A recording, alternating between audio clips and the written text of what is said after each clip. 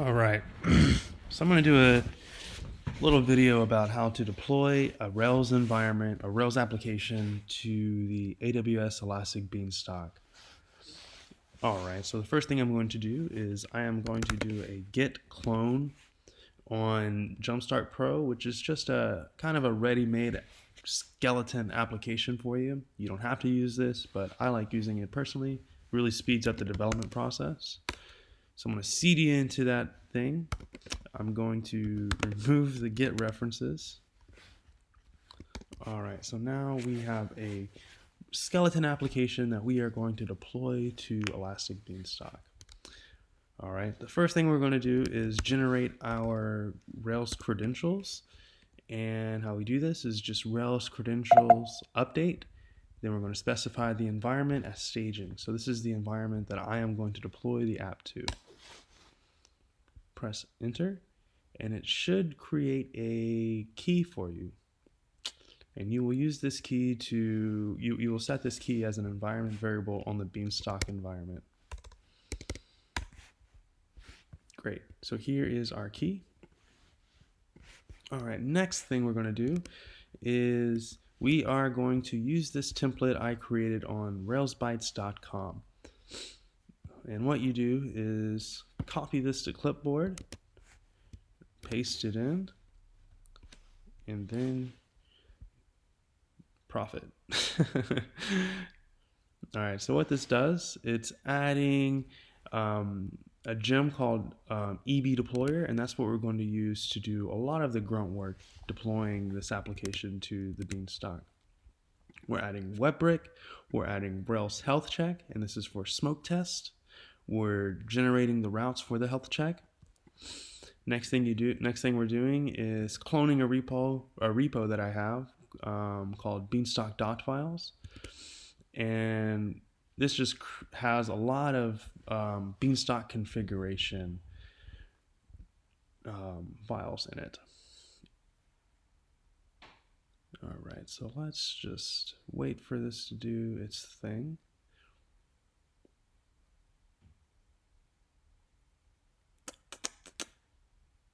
There it goes. All right, and now it is asking me if I want to set up an RDS. And yes, I do. I want to set up an RDS. Great. So now we have an application that should have an RDS in it. So we go to, it'll create a file called EB deployer. And in that file, we'll resources. It'll have this resources block, and I'm going to be setting a database user, or database password user, and database name. And it's a CloudFormation template called CFRDS that I am also inserting into your application. And this is just raw CloudFormation. Here it is. And you can see that it's just CloudFormation. All right, so now that we have that set up, what we need to do is read this, because it says if you create an RDS, you're going to have to deploy 2 times, because you need to deploy one time. It'll create your database. Then you'll deploy another time to set your database host. You don't know what the database host is yet because it's not created. So you have to deploy 2 times to get this thing to work. All right. And one thing that I am going to do on my end is change the application name, just because I want you to see that I am starting from scratch. I'm just going to do QWER. All right. Bam.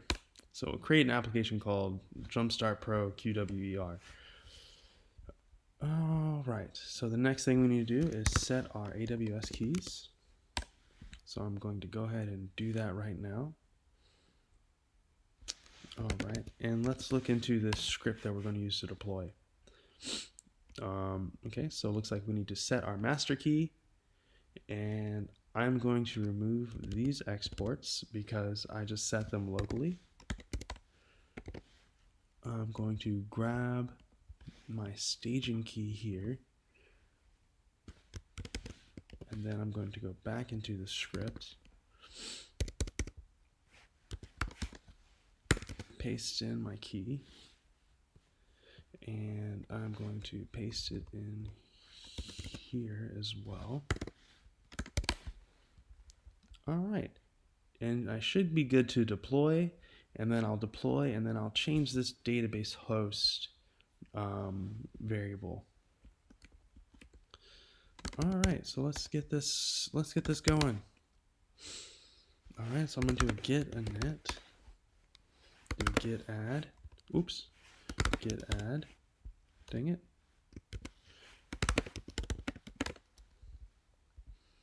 And I'm gonna do a git commit. All right, so now everything is in Git, because that's how we're zipping up this app. We're using Git. You can look at the script. So I'm going to do sh example deploy. Okay, so it does a bundle install. It will do a db migrate, which I don't have a database yet, so it might mess up on my db migrate. Okay, it looks like it didn't. Okay, great.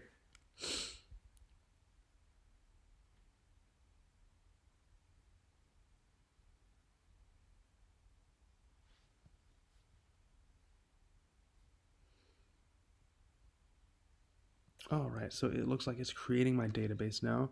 We have this CloudFormation provisioner, so that's how we know it's doing some extra stuff that's outside the Beanstalk environment. And you can see it's creating some security groups for us, and now it's creating our database instance. And I'm just going to let this run so you get a real view of how long this is taking. Right now we're at about 7 minutes in, so this should take maybe I don't know, 5-10 more minutes.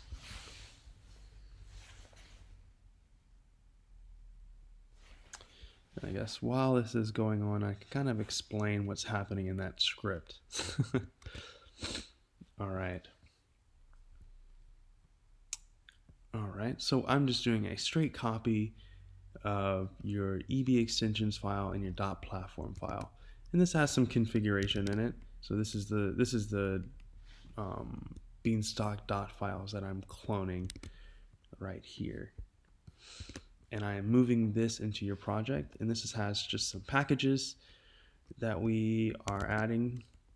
It has some Ruby configuration, so we can add ImageMagick and FFmpeg, so if you're dealing with images. And then it also has some swap config. The other thing, in the platform directory, I am installing the correct version of bundler that this project is using, and then I'm installing yarn. So that's kind of it for my my hooks and stuff that's run. The next thing that we have is all these little files right here. So here's our example deploy script that we just finished, that we're running right now. Here is our CF RDS, so CloudFormation RDS.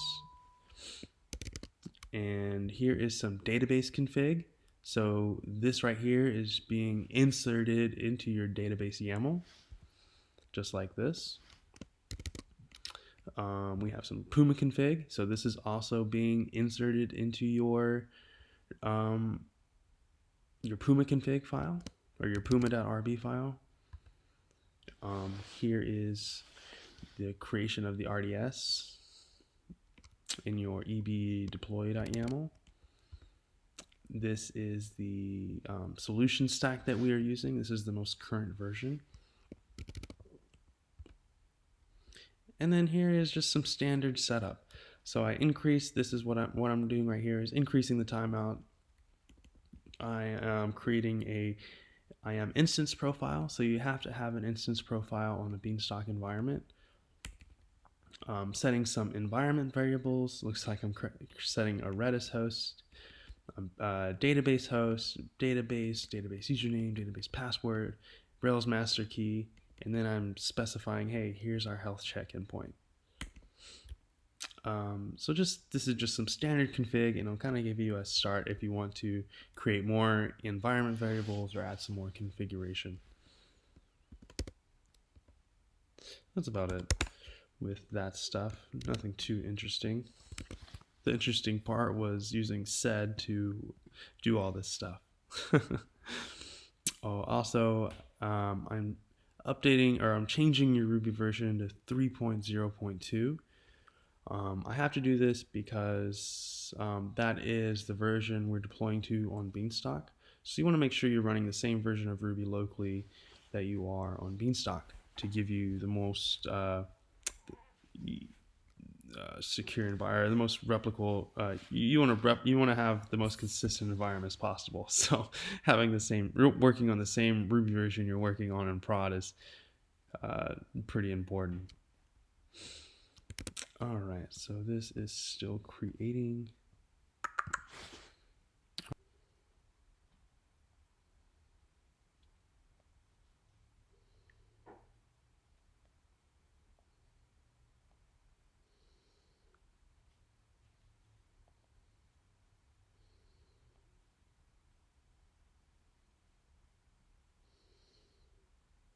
All right, looks like my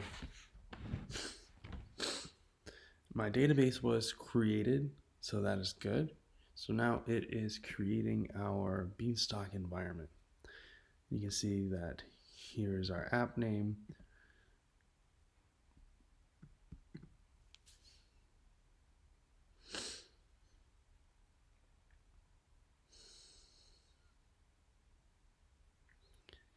And this may or may not fail, but in any case, it's going to be messed up because we do not have our database host environment variable.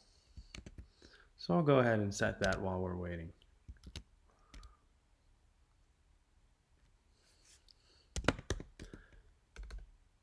This was in my good directory.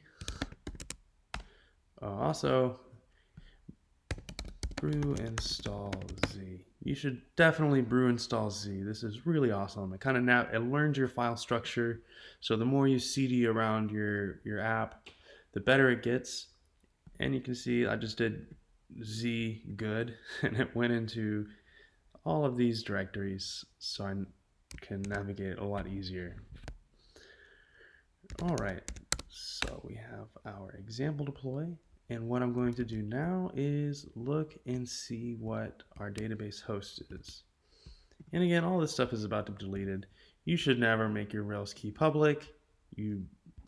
Rails auto adds your master key to get ignore.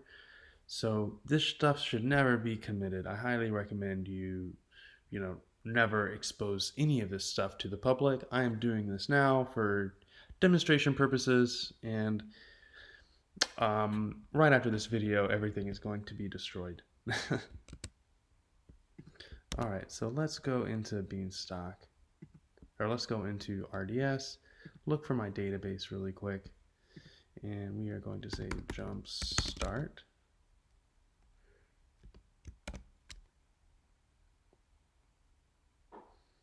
There we are, jump start. So this is our database that we created, and AWS is also kind of fidgety sometimes. All right, so this is our database host. We'll copy that and we will paste it here. So we set it here so we can do db migrate, and also we're setting it here because we have some YAML and other places where we're relying on environment variables. So these don't get set on an app level, these will. So that's why I'm setting them down here too. This is being passed into my EB deploy EB deploy command that I am running. So that's why I'm doing this. Okay, so we have our host, our name, and then our key and our key. So we should be good to go. Next time we run this, it should do a Rails migrate. We'll see all of our migrations happen, and should be good from there.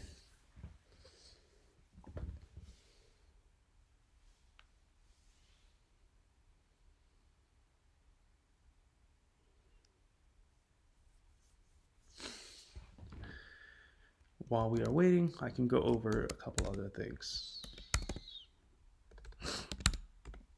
So in our EV deployer file, I'm setting this Phoenix mode to true. I always have this set to true. You can remove this or you can set it to false, but I always have this set to true. And what this means is every time you deploy, it creates an entirely different, it spins up an entirely different EC2, and it just basically starts from scratch each time you deploy. And this is very useful because that means I can go on an EC2 right now and start installing stuff, and my app will deploy, relying on those things that I installed previously. Um, but this prevents like any manual configuration you might do because you're starting from scratch each time. This is how to get a lot more of reliable deploys. And whenever you deploy an application, the things you're looking for is consistency and reliability. So I always have this set to true, and also avoids configuration drift. What else? Here is our smoke test.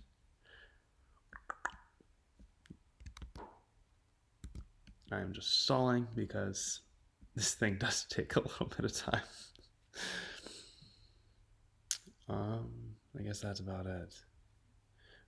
Before you deploy this, obviously you need to go through this CFRDS and make sure this is all the stuff you want to do. Like I'm using a Postgres database with this DB-R5 large with this engine version. You should change these values, make them whatever you want to be, but this is just an example to get you going.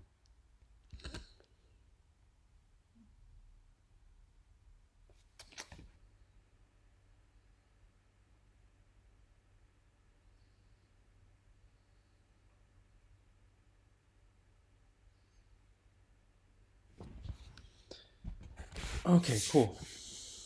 So this finally failed. Let's just make sure what's going on here.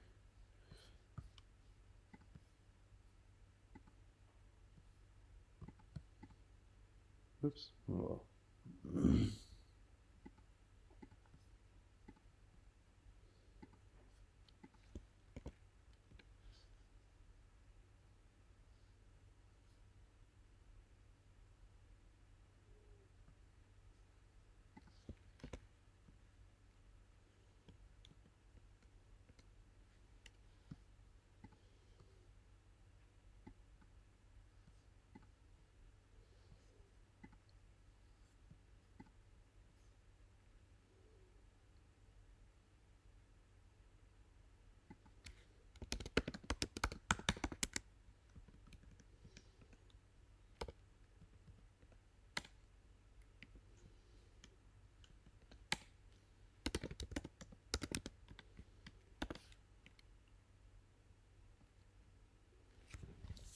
Okay, great. This is exactly what we were wanting. It says, hey, we can't connect to the database, which obviously your database host does not exist. So we created that. We fixed that, right? So let's do a git add, git commit. And then we can, let's just make double sure we added that because I don't want to wait again. Okay, we added it here and we added it there, so good. All right, so let's try it again.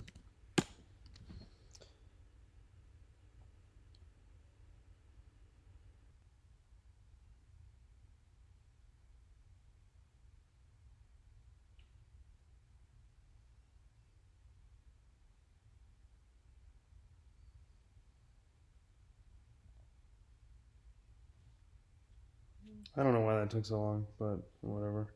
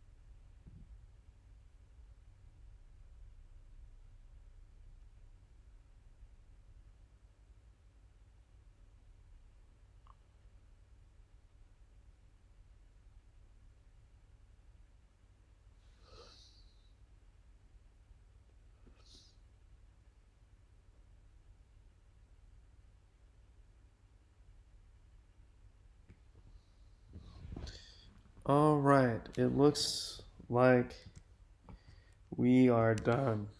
That took a while, but at least it was painless. Let's go to our Beanstalk app really quick and just click on it and make sure that everything is working like it should. So I'm just going to type in jumpstart. Here it is, right here. We'll click on that link and then bam, here we are.